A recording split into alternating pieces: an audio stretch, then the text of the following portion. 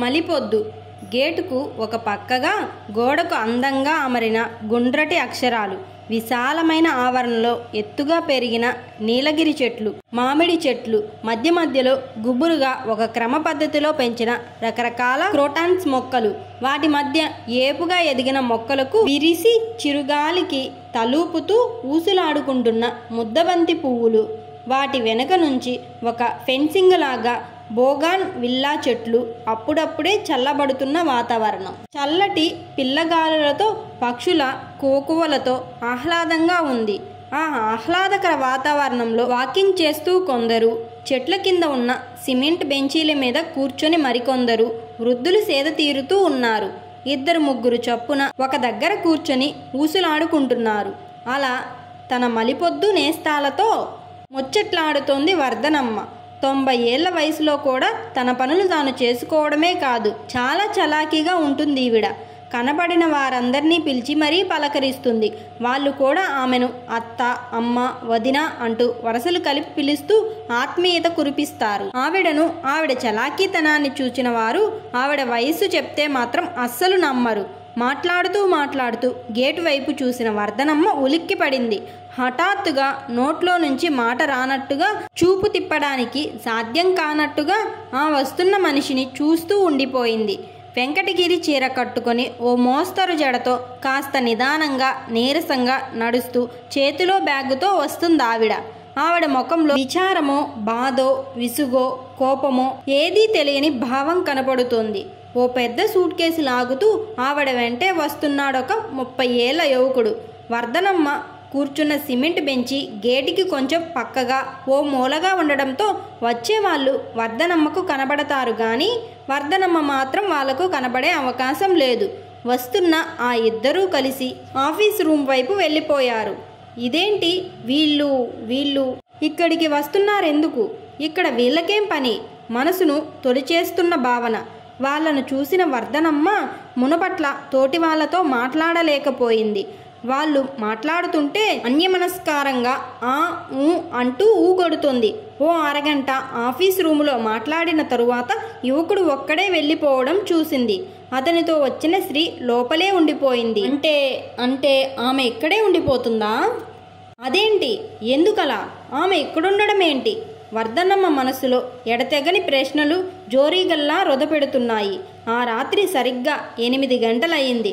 అందరూ మలిపొద్దు వృద్ధాశ్రమంలోని డైనింగ్ హాల్లో చేరారు. అందరితో పాటు వర్ధనమ్మ కూడా వచ్చి కూర్చుంది భోజనానికి. సరిగ్గా అప్పుడే హాస్టల్ నిర్వాహకురాలు ఆమెను తీసుకువచ్చింది.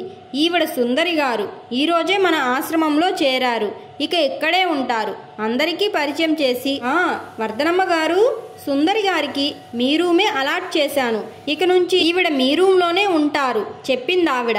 అప్పుడే ఇటు తిరిగి వర్ధనమ్మను చూసిన సుందరి తెల్లబోయింది. ముఖానికి వడగల్ల వాన కొట్టినట్టయింది. అదేంటి ఈవిడ ఇక్కడుందేమిటి? సుందరికి తల తిరుగుతున్నట్టయింది. గట్టిగా టేబుల్ని పట్టుకుంది ఆసరా కోసం. వెళ్ళండి, అక్కడ కూర్చోండి, అందరూ మీతోటి వారే, ఎలాంటి మొహమాటాలు లేకుండా హాయిగా ఉండండి. వర్ధనమ్మ పక్కన ఖాళీ సీటు చూపించి వెళ్ళిపోయింది ఆవిడ. నెమ్మదిగా వర్ధనమ్మ పక్కకొచ్చి సుందరి తల వంచుకుంది.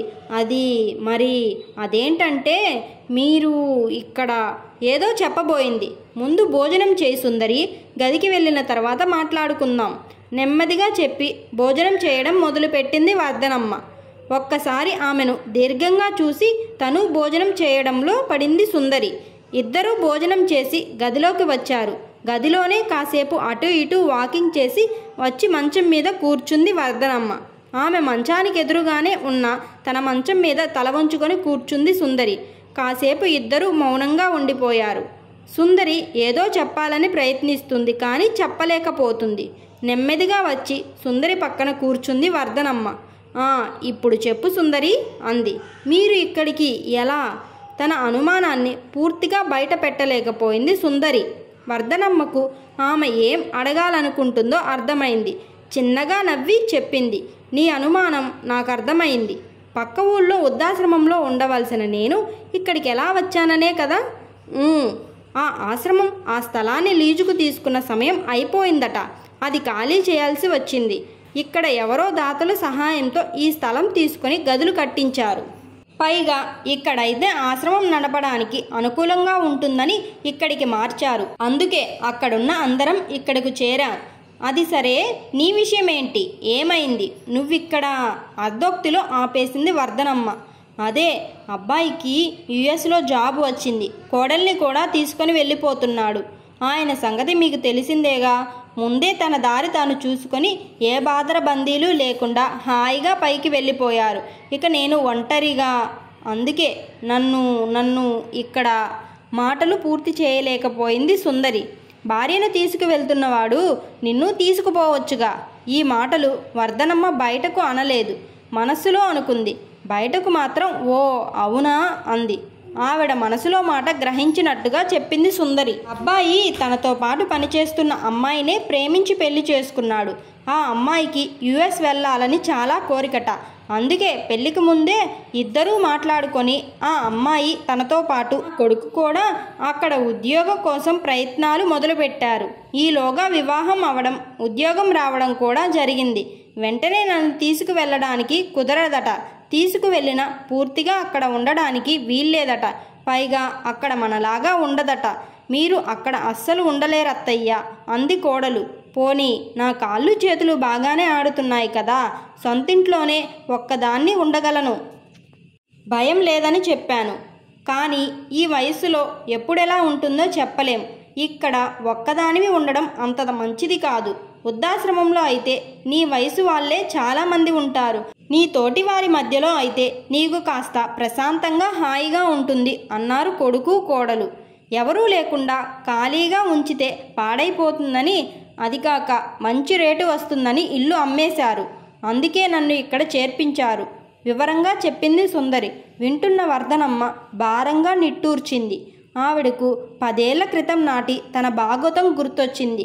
ఒక్కసారి గతంలోకి వెళ్ళింది ఈవిడ.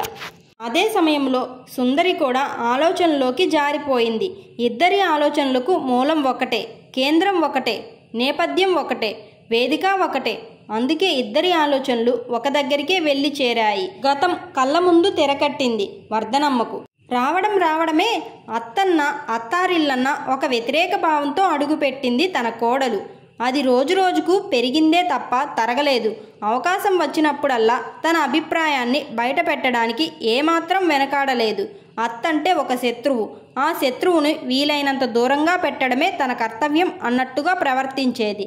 అది తన దురదృష్టమో లేక ప్రవర్తనలో లోపమో అప్పుడు అర్థం కాలేదు తనకు. కానీ చివరికి తన ఉనికినే సహించలేనంత స్థితికి చేరుకుంది కోడలు. అయినా అర్థం కాకపోవడానికేముంది? నిజానికి తన కోడలి నడకకు తన నడవడిక అగ్నికి ఆజ్యం తోడైనట్టుగా ఉండేది. కొడుకును తన నుంచి ఎక్కడ ఎగిరేసుకుపోతుందో అన్న అభద్రతాభావంతో కూడిన మూర్ఖత్వం తనది.